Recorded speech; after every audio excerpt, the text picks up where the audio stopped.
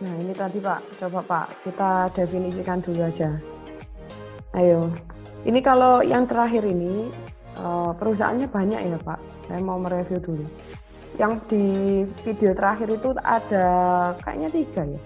Yang satunya itu jual jeruk kemasan, ada teh botol tadi, lalu ada juga kopi kalau nggak salah itu yang gelap hitam itu botolnya. Kopi, terus yang terakhir itu kayak minuman bersoda kan. Nah ini sekarang kalau yang Bapak lihat tadi di gambar video, kira-kira apa aja bentuk pengujian yang dilakukan? Itu banyak sekali nih kayaknya. Apa kira-kira Pak? Saya pindah ininya ya. Apa aja? Uji parameter dan uji-uji yang lainnya. Ini saya tulis semuanya dulu. Oke.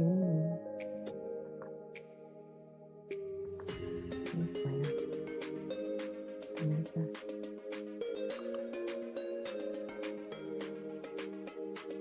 Nah, kira-kira apa Pak? Ini saya tulis ya. Video tadi. Evaluasi teknik keandalan. Soalnya kan ada beda-beda kan ya di beberapa tempat itu. Kira-kira menurut Bapak apa aja yang dilakukan? Yang pertama apa? Mengukur volume air, Bu. Volume air, ya. Jadi tadi Pengemasan, Ibu. Pengemasan apanya Pak? Pakai apa? Ada alatnya juga apa tadi?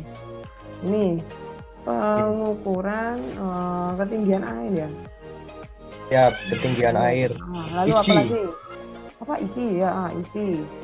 Oh isi. Terus tadi dia pakai alat apa tadi?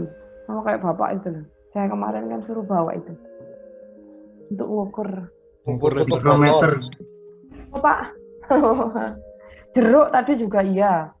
Kalau Bapak lihat detail kan di situ kan dia yang pertama ya Pak ya. Kan dia bikin kayak jeruk gitu kan.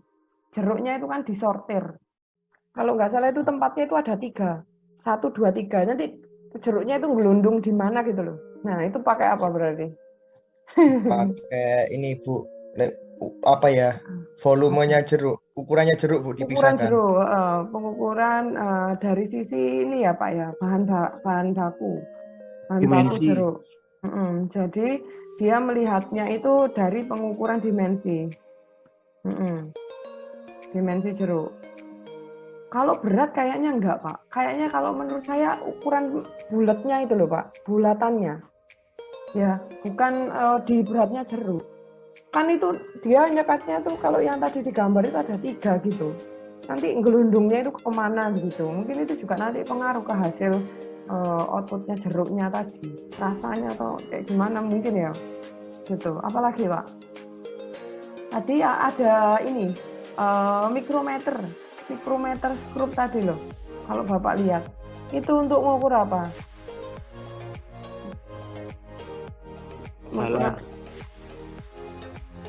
Bukan Pak, mikrometer skrupnya itu dia tadi itu kalau nggak salah tutupnya ya, tutup botol. Jadi untuk mengukur tutup botol diameter. Saya bukan diameter tutup botol gitu. Lalu apa lagi? Ini Bapak tadi lihat juga nggak yang di video yang pertama itu kan dia bawa ini loh. Bentar, saya lanjut ini yang di sini ya. Kayak apa itu ya, kayak stopwatch gitu loh Pak. Dia tuh bawa stopwatch gitu loh. Itu untuk mengukur apa kira-kira? Waktu. Waktu, lamanya waktu proses Pak, waktu proses di dalamnya gitu. Nah ini juga kan dia kan ngecap masing-masing begitu kan, tapi ini kayaknya nggak ada ya alat pengukurannya ya. Ada toh ya, ini ngecek juga loh Pak. Ini tujuannya kan Pak, dia kan pakai cahaya. Kalau saran saya ini dia bisa ngecek itu 2, sama kayak di fotososro itu. Dari cahaya itu katanya sih air ini itu kan melihat kejernihan jeruknya gitu loh Pak. Jadi jeruknya ini berkualitas, kalau ini dia ngomongnya purity nggak gitu. Tuh, selain itu yang kedua kayak tadi yang dibilang Pak William tadi, ketinggian. Jadi kadang-kadang juga perlu ada cahaya itu biar testingnya itu benar-benar berhasil gitu. Kalau kita misal contoh ya kan di lingkungan pabrik itu kan kadang nggak menentu kan.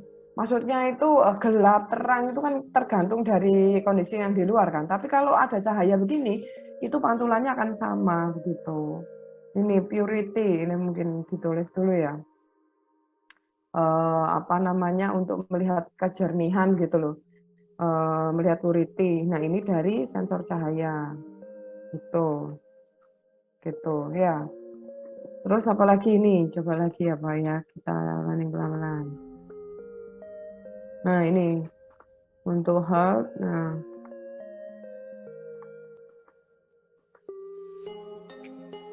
oh itu kayaknya tadi itu sari delay. Nah, ini apa ini Pak?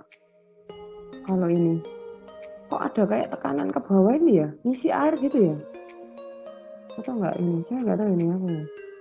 Coba diulang lagi. Oh bukan. Ada semacam gula tadi Bu. Nah ini juga pengujian ini Pak. Pengujian kimia ini kayaknya ya. Ini namanya apa? Meter Toledo. Nah kalau ini apa Pak? Ngecek apa ini Pak? Kentalan Bu. Uji klinis ya, Bu.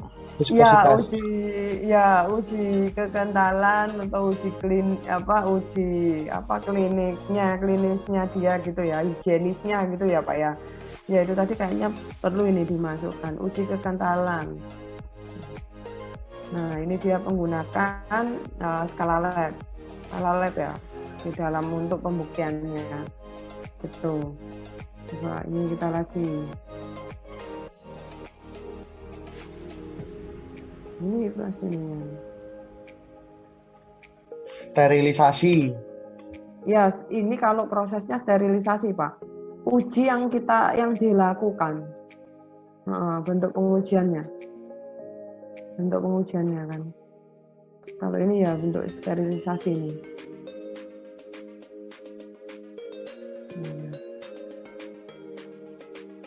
Nah, ini loh Pak yang saya bilang, tuh.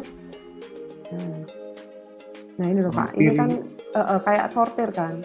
Cuman di sini kan dia pakai sensor juga kan untuk pengendalian dari segi kualitasnya. Meskipun sortir itu nggak semudah itu kan. Kenapa kok dia dibagi ke sini ke aliran yang nomor 1, 2, 3 dan seterusnya. Nah itu kan pasti dia juga punya berdasarkan dimensinya. Gitu. Nah ini yang tadi. Nah ini loh Pak, oh ternyata itu ini ya pakai ini ya mikrometer itu tadi dia pakai untuk ngukur ini, saya kira untuk tutup botol, untuk ngukur besarnya jeruk bukan botol ternyata. Ini masih uji lab tadi untuk kejernihan, ini pengecekan. Nah ini loh Pak. Nah ini untuk speednya ya, kayaknya kalau menurut saya speed terkait dengan proses produksinya, ya kan? Nah ini terkait dengan tingkat kecepatan produksi. Ini pakai apa ya alatnya tadi ya? Stopwatch ya? Stopwatch atau apa itu Pak ya? Stopwatch. Iya kayaknya. Stopwatch ya. Terus mana tadi? Nah, ini prosesnya ini kayaknya. Ini loh, ini dia bikin apa sih kok botolnya itu coklat gitu ya Pak? Ini kayaknya, ini teh Pak? Oh saya kira kayak tadi kan dia ngomongnya kopi juga ada kan? Kopi atau teh kok warnanya itu hitam gitu. Ini prosesnya lama di sini. Nah ini loh Pak, ini tadi juga ada kamera pengawasnya loh ini kayaknya. Kamera untuk melakukan pengujian. Nah ini loh Pak di sini ini ya. Untuk mengukur, melihat, mendeteksi terkait dengan apa yang dilakukan. Ini kalau sosro yang tadi, saya cepatkan aja ya. Gitu.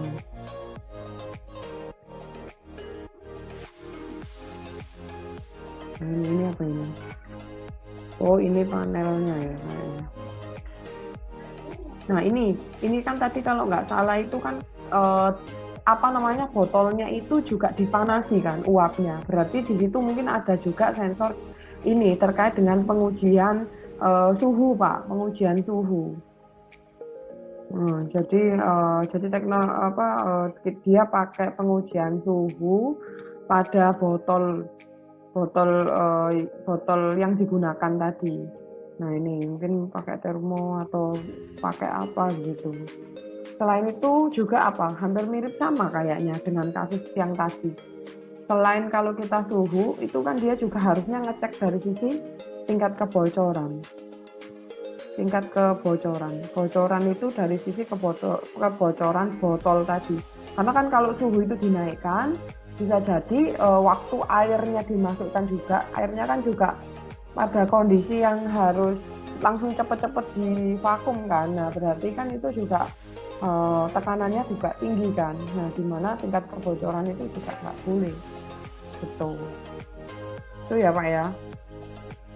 Jadi kalau mungkin setelah dilakukan ini tadi, kalau Bapak lihat teknik kok keandalan sih Pak?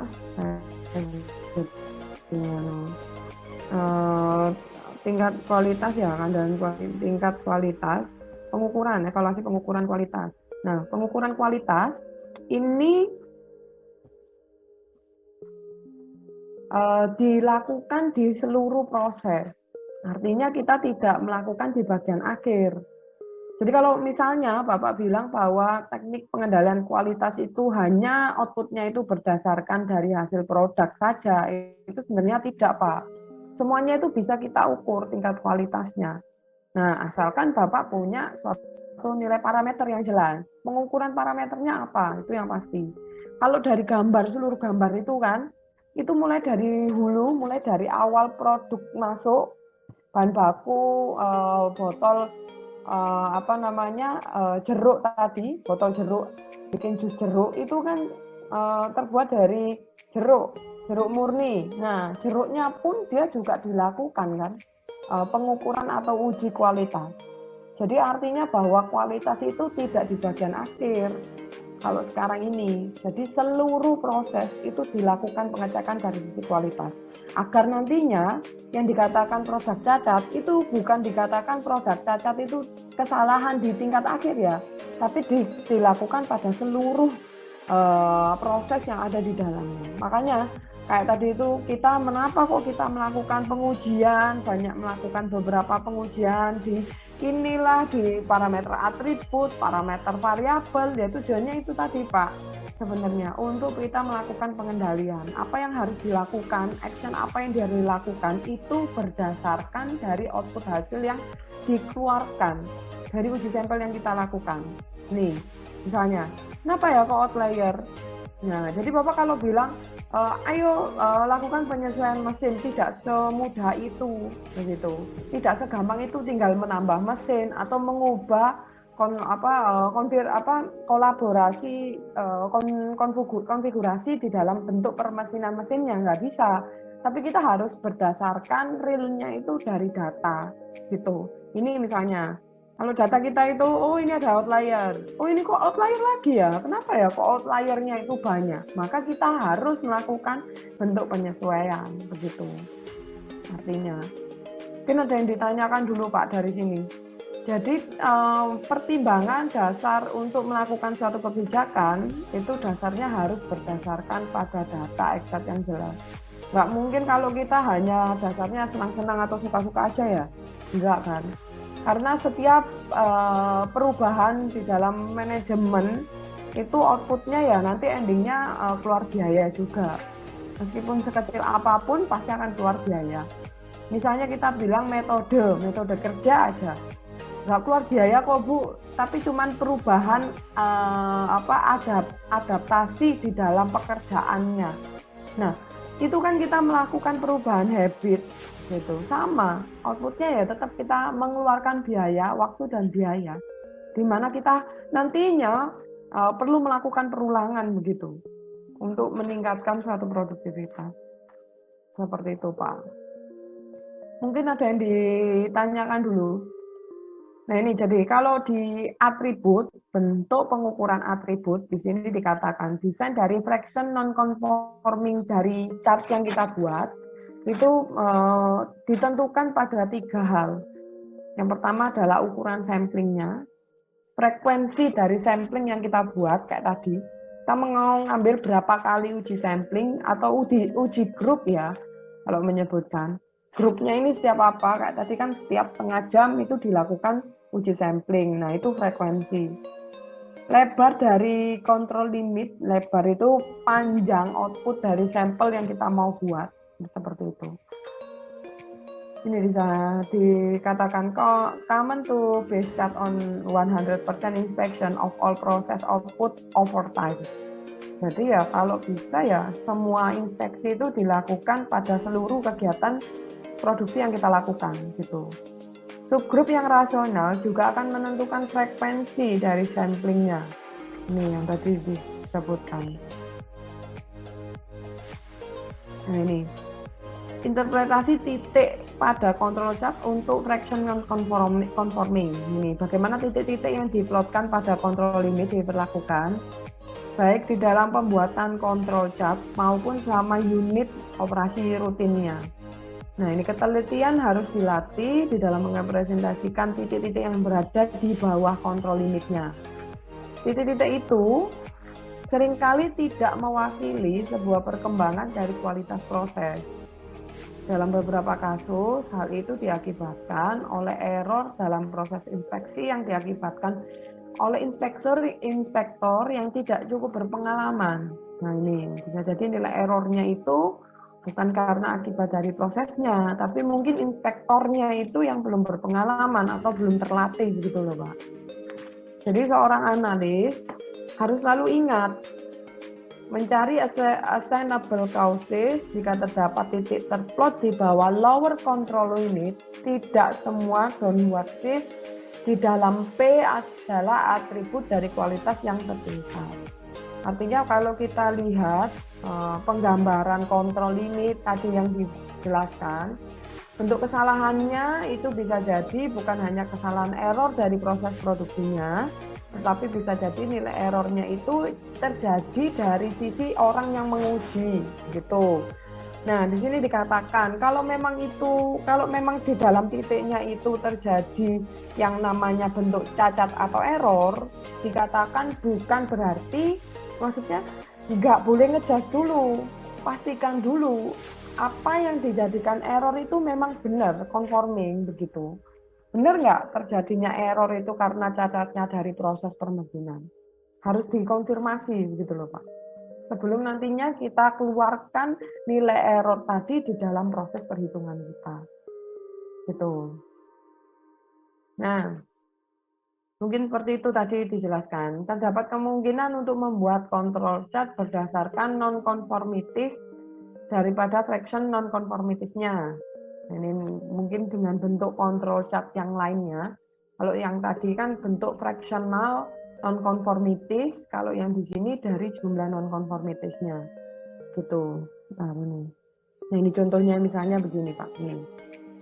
Contohnya, jumlah sampel number sampel yang kita lakukan itu banyak. Nah, ini. Ukuran sampelnya itu 100. Jumlah yang tidak sesuai dari 100 unit itu ternyata ada 12. Ini. Jadi artinya apa? Perlakuan sampling yang dilakukan itu banyak sekali. Misalnya, sampel pertama itu hari pertama gitu. Dilakukan uji 100 sampel. Dicatat semuanya ini, Pak. Makanya di sini dikatakan seluruh data di dalam pengukuran tingkat kualitas itu akan dilakukan pencatatan. Begitu. Tidak serta-merta bahwa pencatatan 1 hari sudah selesai, tidak. Jadi perlakuannya ini dilakukan uji sampel, misalnya asumsi nomor sampelnya itu selama 25 hari, 1 bulan. Nah, ini kita bisa lihat uji sampel saya hari pertama 100, ternyata cacatnya ada 12. Maka peluang untuk non-conformity sampelnya itu adalah 12/100. Nih, maka kita bisa menghitung nilai standar deviasinya Ini kan nilai standar deviasi berdasarkan dari nilai rumusan yang berlaku. Itu ya, nilai P-nya ini dapatnya ketahui ya. Iya kayak ini. Diketahui dibagi dengan nilai N-nya. Gitu. Nah, maka nilai lower dan kontrol limitnya pasti akan bisa berdasarkan dari nilai standar yang ada. Gitu. Nah.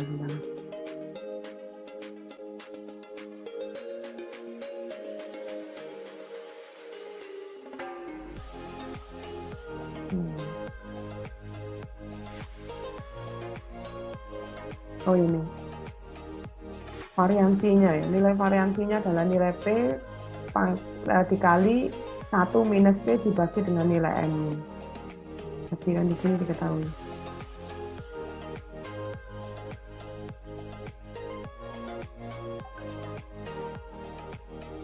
Ini kan ya Pak. Akar dari nilai P dikurangi P min 1 gitu kan, dibagi dengan nilai N pertama, yang pertamanya. Gitu. P min 1 ya benar 0,904. Nah, dibagi dengan 1 kan hasilnya ini. Ini N yang kedua, berarti kan ini NI1, NI2 gitu loh. Dibagi N yang kedua, dibagi dengan N yang ketiga, NI-nya 80, NI pertama 100, NI yang kedua 80 begitu. Nah, maka dapat nilai LCL dan UCL-nya ini NP ditambah dari nilai 3 akar dari NP dikali 1 minus P. Begitu. Nah, kan nilai peluangnya itu 0, ini kan uji sampel pada titik 25 ini kan diketahui 0,96 itu dapatnya adalah nilai DI sigma DI ini 234 dibagi dengan sigma N 245 ini.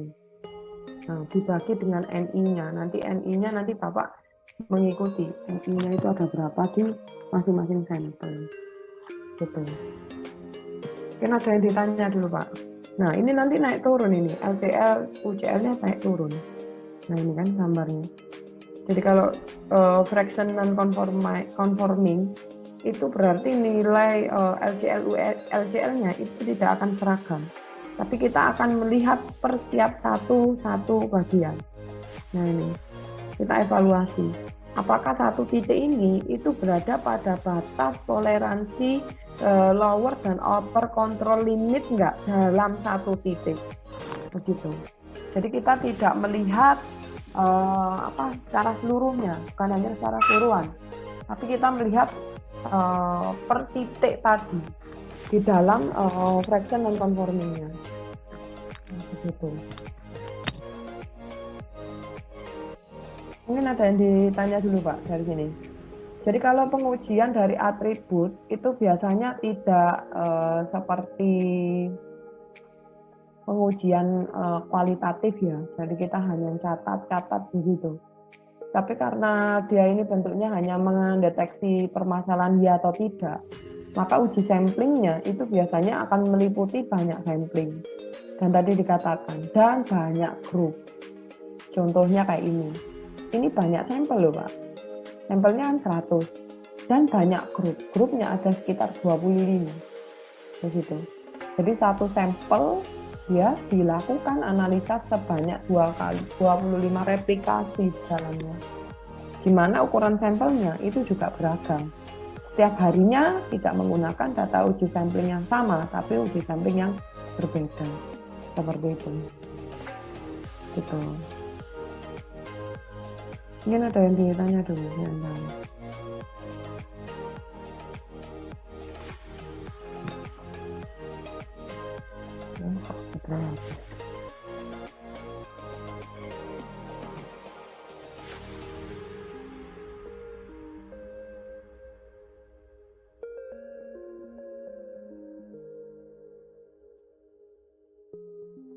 Ini apa ini? Bentuk yang kedua, variabel sample size ini kan. Pendekatan kedua adalah membuat control chart berdasarkan dengan ukuran sampel rata-rata. Nah ini ukuran sampel rata-rata. Jadi kita menentukan jumlah nilai sampelnya itu 98, nilai UCL dan LCL-nya ini sudah diketahui. Nah ini. Oh, nggak bisa ini ya.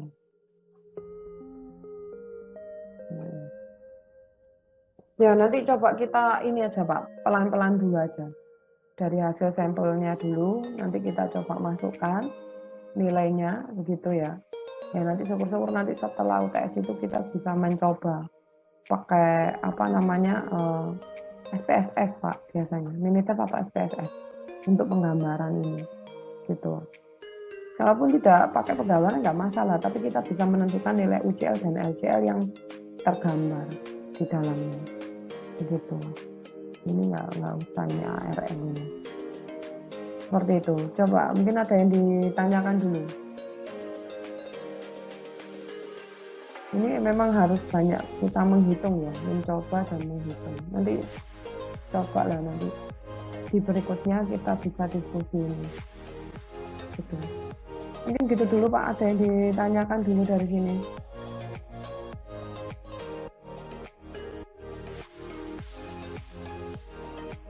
Kalau enggak itu kemungkinan besok ya Pak ya, kita bisa diskusi ini lagi. Diskusi yang KPS dan hasil nanti yang Bapak kerjakan. Seperti itu. Gitu ya. Kalau enggak ini. Coba nanti saya share dulu aja hasil ini yang sudah dibahas. Mungkin gitu ya Pak ya. Saya mohon maaf untuk ininya enggak sampai jam 11 ini. Mungkin gitu dulu Pak. Mohon maaf Pak, bila ini besok kita diskusi lagi pagi untuk KPS dan hasil pekerjaan yang Bapak. Nanti dikirim dulu ya Pak ya di classroom-nya. Seperti itu. Mungkin gitu ya Pak. Terima kasih. Ya Pak, terima kasih. Wassalamualaikum warahmatullahi wabarakatuh. Waalaikumsalam. Waalaikumsalam warahmatullahi wabarakatuh.